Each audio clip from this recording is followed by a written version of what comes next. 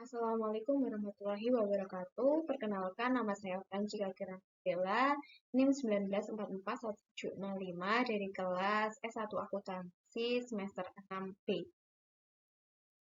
Nah, di sini saya akan mempresentasikan hasil tugas saya, yakni terkait analisis rasio keuangan di salah satu perusahaan go publik, yakni PT Surya Toto Indonesia, TBK, dari tahun 2018 sampai dengan 2019. Nah, dalam analisis rasio keuangan di sini, saya menggunakan 4 rasio, yaitu yang pertama, rasio likuiditas, yang kedua, rasio solvabilitas, yang ketiga, rasio aktivitas, dan yang terakhir, rasio profitabilitas.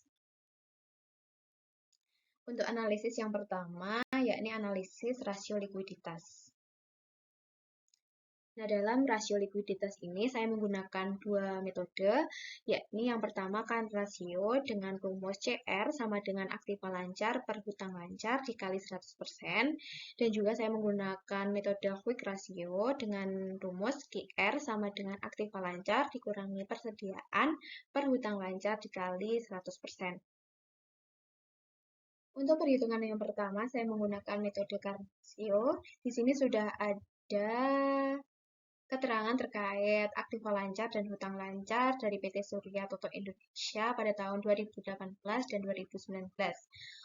Untuk aktiva lancarnya sendiri pada tahun 2018 senilai 1.339.047.127.127 rupiah, meningkat pada tahun 2019 yakni senilai 1.309.772.262.444 rupiah. Sedangkan untuk hutang lancarnya sendiri pada tahun 2018 senilai 4.374.374.610.070 rupiah. Kemudian menurun di tahun 2019 yakni senilai 366 miliar 190.601.907 rupiah. Nah, dari data yang diketahui ini dapat kita masukkan ke dalam rumus CR, yakni aktiva lancar per hutang lancar, dan dapat diperoleh untuk CR tahun 2018 yakni sebesar 295,35%, sedangkan meningkat pada tahun 2019 dapat diperoleh nilai CR yakni 365,87%. Nah, dari hasil perhitungan tersebut dapat dianalisis, yakni pada tahun 2018 nilai rasio lancarnya sebesar 295,35%, artinya setiap Rp1 hutang lancarnya dijamin oleh Rp2,9535 aktiva lancarnya.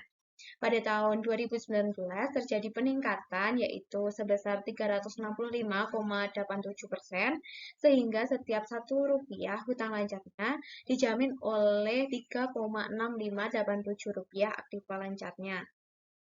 Nah, dalam hal ini, peningkatan rasio lancar disebabkan karena aktiva lancar mengalami peningkatan, sedangkan hutang lancar dari tahun 2018 sampai dengan 2019 mengalami penurunan. Nah, jika rata-rata industrinya adalah 200% menurut Kasmir pada tahun 2012, maka tingkat likuiditas perusahaan dari tahun 2018 sampai dengan 2019 dapat dikatakan baik, karena besaran rasionya berada di atas rata-rata industrinya. PT Surya Toto Indonesia dapat dikatakan mampu memenuhi hutang lancarnya dari tahun 2018 sampai dengan 2019. Nah, perhitungan selanjutnya adalah terkait quick ratio. Nah, di perhitungan quick ratio ini sebenarnya hampir sama dengan perhitungan current ratio. Yang membedakan di sini adalah terdapat satu akun tambahan yang akan terlibat dalam perhitungan, yakni akun persediaan. Nah, di sini diketahui persediaan PT Surya Toto Indonesia pada tahun 2018 yakni sebesar 704.846.384.434 rupiah, dan menurun pada tahun 2019 sebesar 582 miliar 2.107.619 rupiah. Nah, dengan menggunakan rumus aktiva lancar dikurangi persediaan per hutang lancar dikali 100% dapat diperoleh nilai QR pada tahun 2018 yakni sebesar 139,88%. Kemudian meningkat pada tahun 2019 yakni diperoleh hasil QR 206,93%. Nah, dari hasil perhitungan quick ratio tersebut dapat diambil analisisnya, yakni pada tahun 2018 nilai quick ratio adalah 139,88%, artinya bahwa setiap Rp1 hutang lancarnya dijamin oleh Rp1,3988 aktiva yang lebih liquid. Pada tahun 2019, nilai quick ratio meningkat menjadi 206,93%, artinya bahwa setiap Rp1 hutang lancarnya dijamin oleh Rp2,0693 aktiva yang lebih liquid. Apabila rata-rata industri untuk quick ratio adalah 150% menurut Kasmir pada tahun 2012, maka dapat disimpulkan bahwa kemampuan perusahaan dalam memenuhi hutang lancarnya yang segera jatuh tempo dengan menggunakan aktiva yang lebih liquid adalah cenderung kurang baik pada tahun 2018, dikarenakan nilai rasionya di bawah rata-rata industri. Namun, keadaan menjadi lebih baik pada tahun 2019 dikarenakan rasionya melebihi rata-rata industri. Nah, untuk analisis yang kedua, yakni terkait analisis rasio solvabilitas. Nah, untuk rasio solvabilitas di sini saya menggunakan dua metode. Yang pertama adalah debt ratio atau total debt to total asset ratio dengan rumus DR sama dengan total hutang per total assets kali 100%. Dan yang kedua saya menggunakan total debt to total equity ratio dengan rumus TDI sama dengan total hutang per total ekuitas dikali 100%. Untuk perhitungan debt ratio di sini menggunakan akun total hutang dan juga total aset. Untuk total hutang PT Surya Toto Indonesia pada tahun 2018 diketahui yakni senilai 969.642.637.300 rupiah. Kemudian meningkat di tahun 2019 yakni sebesar 994.204.688.438 rupiah. Sedangkan untuk total asetnya di tahun 2018 senilai 2.819.119.790.044 rupiah. Kemudian meningkat juga di tahun 2019 sebesar 2.967.467.252.139 rupiah. Nah, dengan menggunakan rumus debt ratio yakni total hutang per total aset dikali 100%, di sini dapat diperoleh nilai DR pada tahun 2018 yakni senilai 33,40%. Kemudian meningkat pada tahun 2019 yakni nilai DR-nya sebesar 34,07%. Nah, dari perhitungan tersebut dapat dianalisis, yakni pada tahun 2018 nilai debt ratio adalah 33,40%. Artinya, setiap Rp1 aktiva dibiayai oleh hutang sebesar Rp0,3340. Pada tahun 2019, nilai debt ratio adalah 34,07%, artinya setiap Rp1 aktiva dibiayai oleh hutang sebesar Rp0,3407. Dalam hal ini, nilai debt ratio dari tahun 2018 sampai dengan 2019 semakin besar. Artinya, dengan bertambah tahun tersebut, semakin banyak aset perusahaan yang dibiayai oleh utang. Nah, jika dibandingkan dengan standar rata-rata untuk debt ratio, yaitu 35% menurut Kashmir pada tahun 2012, kondisi perusahaan pada tahun 2018 dan 2019 cenderung baik karena nilai debt ratio kurang dari rata-rata industri.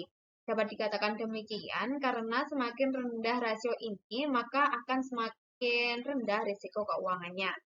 Dari hal itu juga, walaupun nilai debt ratio pada periode 2018-2019 kurang dari rata-rata industri, namun pada saat peralihan periode terdapat peningkatan nilai yakni dari 33,40% menjadi 34,07%. Sehingga diperoleh kesimpulan bahwa terdapat penurunan kinerja perusahaan pada periode 2018 sampai dengan 2019. Perhitungan selanjutnya yakni terkait total debt to total equity ratio. Hampir sama dengan perhitungan debt ratio, namun perbedaannya jika debt ratio menggunakan total aset, namun jika di sini menggunakan total ekuitas. Nah, total ekuitas PT Surya Toto Indonesia pada tahun 2018 yakni senilai 1.977.152.737 rupiah. Dan di tahun 2019 mengalami penurunan yakni menjadi 1.962.263.561 rupiah. Nah, dengan menggunakan rumus total debt to total equity ratio, yakni total hutang per total ekuitas dikali 100%, dapat diperoleh nilai TDI pada tahun 2018 yakni sebesar 50,15% dan meningkat pada tahun 2019 menjadi 51,67%. Nah, dari perhitungan TDI tersebut dapat dianalisis, yakni nilai TDI pada tahun 2018 adalah 50,15%, artinya bahwa setiap Rp1 utang dijamin oleh 0,5015 rupiah modal. Pada tahun 2019, nilai TDI meningkat menjadi 51,67 rupiah, artinya setiap Rp1 utang dijamin oleh 0,5167 rupiah modal. Karena terdapat peningkatan rasio tersebut, maka jumlah modal perusahaan yang dapat dijadikan sebagai jaminan utang semakin menurun atau kecil. Nah, analisis yang ketiga yakni terkait analisis rasio aktivitas. Dalam analisis rasio aktivitas di sini saya menggunakan dua metode. Yang pertama yakni fixed asset turnover dengan rumus FATO sama dengan penjualan per aktiva tetap dikali 1. Kemudian saya juga menggunakan total asset turnover dengan rumus TATO sama dengan penjualan per total aktiva dikali 1. Untuk perhitungan fixed asset turnover, di sini terdapat akun penjualan dan juga aktiva tetap. Nah, penjualan PT Surya Toto Indonesia pada tahun 2018 yakni sebesar 2.228.379.884 rupiah. Dan di tahun 2019 menurun menjadi 2.56.966.661.320 rupiah.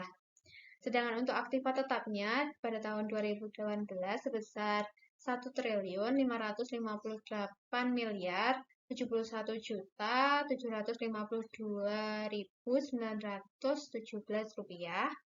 Kemudian di tahun 2019 menjadi Rp1.578.994.995. Nah, dengan menggunakan rumus fixed asset turnover, yakni penjualan per aktiva tetap dikali 1, menghasilkan nilai FETO pada tahun 2018 yakni sebesar 1,430 kali, dan di tahun 2019 menurun menjadi 1,302 kali. Dari perhitungan tersebut diperoleh analisis fixed asset turnover pada tahun 2018 sebesar 1,430 kali, artinya setiap Rp1 aktiva tetap turut berkontribusi menciptakan Rp1,43 penjualan. Pada tahun 2019 menurun menjadi 1,302 kali, artinya setiap Rp1 aktiva tetap turut berkontribusi menciptakan Rp1,302 penjualan. Nah, jika rata-rata industri untuk rasio perputaran aset tetap adalah 3 kali menurut Kasmir pada tahun 2012, maka dapat disimpulkan bahwa kontribusi aset tetap terhadap penjualan dari tahun 2018 sampai dengan 2019 cenderung kurang baik, karena besaran rasionya masih berada di bawah rata-rata industri. Hal ini berarti perusahaan tidak dapat memanfaatkan aset-aset tetapnya dengan baik untuk menghasilkan produk-produk perusahaan dalam jumlah yang besar, sehingga berdampak pada penjualan perusahaan. Dalam hal ini perlu adanya peninjauan ulang keberadaan aset tetap yang dimilikinya, apakah terlalu besar nilainya atau memang belum dimanfaatkan secara maksimal bagi peningkatan pendapatan perusahaan. Nah, perhitungan selanjutnya yakni terkait total asset turnover. Nah, di perhitungan ini sebenarnya hampir sama dengan perhitungan fixed asset turnover, yang membedakan di sini menggunakan total aktiva. Nah, total aktiva PT Surya Toto Indonesia pada tahun 2018 yakni sebesar Rp2.819.719.444. Kemudian meningkat di tahun 2019 menjadi Rp2.918.462.139. Nah, dengan menggunakan rumus total asset turnover, yakni penjualan per total aktiva dikali 1, dapat menghasilkan nilai TETO pada 2018, yakni sebesar 0,769 kali. Kemudian di 2019 turun menjadi 0,704 kali. Pada perhitungan total asset turnover didapatkan nilai pada tahun 2018 sebesar 0,769 kali. Artinya setiap Rp1 total aktiva turut berkontribusi menciptakan Rp0,769 penjualan. Pada tahun 2019 sebesar 0,704 kali, artinya setiap Rp1 total aktiva turut berkontribusi menciptakan Rp0,704 penjualan. Nah, rasio perputaran total aset pada tahun 2018 lebih baik jika dibandingkan dengan rasio perputaran total aset pada tahun 2019, karena kontribusi total aset terhadap penjualan di tahun 2018 lebih besar dibandingkan dengan kontribusi total aset terhadap penjualan di tahun 2019. Nah, walaupun demikian, jika rata-rata industri rasio perputaran total aset adalah 2 kali menurut Kasmir pada tahun 2012, maka dapat dikatakan bahwa kontribusi total aset terhadap penjualan di tahun 2018 dan 2019 sangat tidak baik dibandingkan dengan perusahaan sejenis lainnya, karena besaran rasionya masih berada jauh di bawah rata-rata industri. Ini menandakan kurang efisiennya manajemen dalam menggunakan asetnya dan kemungkinan besar adanya masalah manajemen ataupun produksinya. Dalam hal ini, penting bagi perusahaan untuk meningkatkan penjualan dan mengurangi sebagian aset yang kurang produktif. Untuk analisis yang terakhir, yakni analisis rasio profitabilitas. Dalam analisis rasio profitabilitas di sini, saya menggunakan dua metode, yakni yang pertama gross profit margin dan net profit margin. Untuk gross profit margin sendiri, rumusnya GPM sama dengan penjualan dikurangi HPP per penjualan dikali 100%. Dan untuk net profit margin, NPM sama dengan laba bersih usaha per penjualan dikali 100%. Perhitungan pertama dalam analisis rasio profitabilitas di sini yakni gross profit margin. Dalam perhitungan gross profit margin di sini menggunakan akun penjualan dan juga HPP. Penjualan PT Surya Toto Indonesia pada tahun 2018 sebesar 2.228.269.379.884 rupiah. Kemudian di tahun 2019 menurun menjadi 2.56.961.320 rupiah. Sedangkan untuk HPP tahun 2018 sebesar 1.440.546.621.356 rupiah. Kemudian di tahun 2019 meningkat menjadi 1.490.960.856.395 rupiah. Nah, dengan menggunakan rumus gross profit margin, yakni penjualan dikurangi HPP per penjualan dikali 100%, menghasilkan nilai GPM pada tahun 2018 yakni sebesar 26,37%, kemudian menurun pada tahun 2019 yakni sebesar 18,72%. Dari perhitungan tersebut, dapat dianalisis pada tahun 2018 besarnya gross profit margin adalah 26,37%. Artinya, setiap Rp1 penjualan bersih turut berkontribusi menciptakan 0,2637 laba kotor. Pada tahun 2019 terjadi penurunan menjadi 18,72%, artinya setiap Rp1 penjualan bersih turut berkontribusi menciptakan 0,1872 laba kotor. Nah, penurunan tersebut dapat disebabkan karena rendahnya harga jual atau tingginya harga pokok produksi. Sebanding dengan hal itu, jika rata-rata industri untuk gross profit margin adalah 28% menurut Kasmir pada tahun 2012, maka dapat dikatakan cenderung kurang baik jika dibandingkan dengan perusahaan sejenis lainnya, karena besaran rasionya masih berada di bawah rata-rata industri. Nah, untuk perhitungan selanjutnya, yakni terkait net profit margin. Dalam perhitungan net profit margin di sini menggunakan akun laba bersih usaha dan penjualan. Untuk laba bersih usaha PT Surya Toto Indonesia pada tahun 2018 yakni sebesar 344.692.796.102 rupiah. Kemudian di tahun 2019 menurun menjadi 140.597.500.915 rupiah.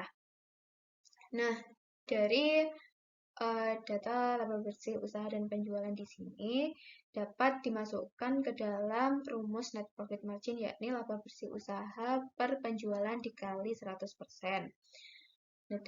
Dapat diperoleh nilai NPM pada tahun 2018 yakni sebesar 15,55% dan di tahun 2019 menurun drastis di angka 6,84%. Dari perhitungan sebelumnya dapat dianalisis nilai net profit margin pada tahun 2018 adalah 15,55%. Artinya setiap Rp1 penjualan bersih turut berkontribusi menciptakan 0,1555 laba bersih. Pada tahun 2019, besarnya net profit margin menurun menjadi 6,84%, artinya setiap Rp1 penjualan bersih turut berkontribusi menciptakan Rp0,0684 laba bersih. Net profit margin dari tahun 2018 hingga 2019 mengalami penurunan. Itu berarti telah terjadi penurunan kinerja manajemen dalam menghasilkan laba rugi perusahaan. Nah, di sisi lain, jika rata-rata industri untuk net profit margin adalah 20% menurut Kasmir pada tahun 2012, maka dapat dikatakan bahwa kontribusi penjualan bersih dari tahun 2018 hingga 2019 cenderung kurang baik jika dibandingkan dengan perusahaan sejenis lainnya, karena besaran rasionya masih berada di bawah rata-rata. Mungkin cukup sekian presentasi dari saya. Apabila ada kurangnya, saya mohon maaf. Akhir kata, wassalamualaikum warahmatullahi wabarakatuh.